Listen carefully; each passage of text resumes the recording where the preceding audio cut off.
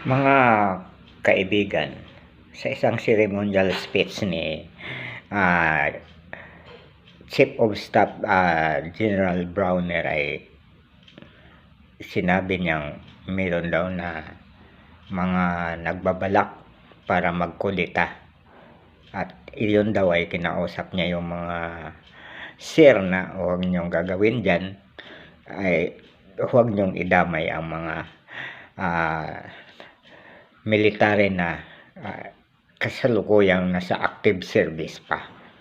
Yeah.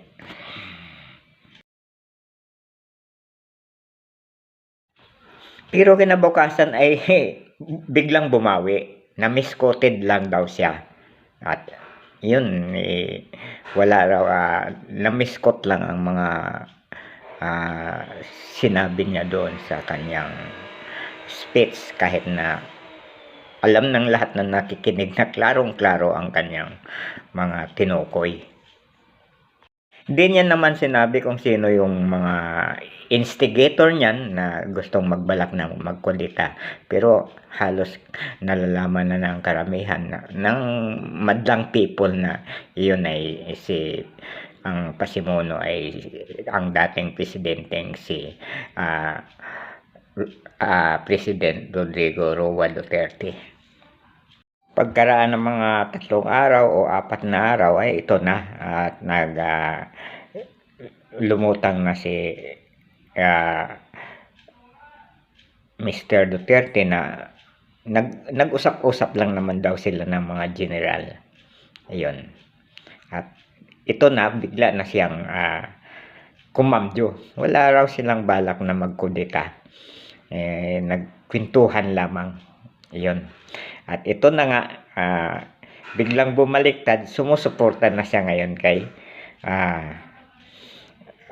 President Bongbong sa mga administration ni President Bongbong Marcos. Sa madaling salita, natakot siguro.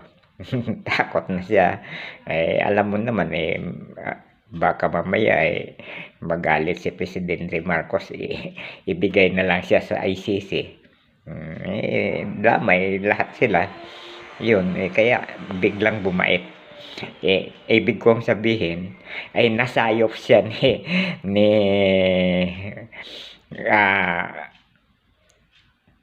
General Browner.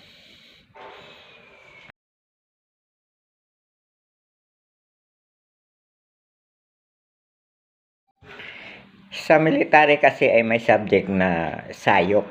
Ibig sabihin, psychological operation. Yan, sayop.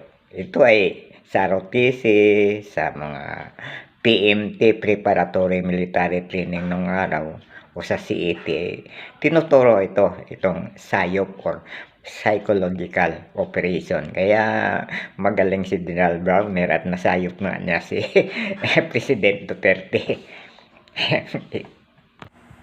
Maraming salamat kay Mr. Nocom at kay Mr. Maravillas at nagamit ko ang kanilang mga litrato sa kanilang video.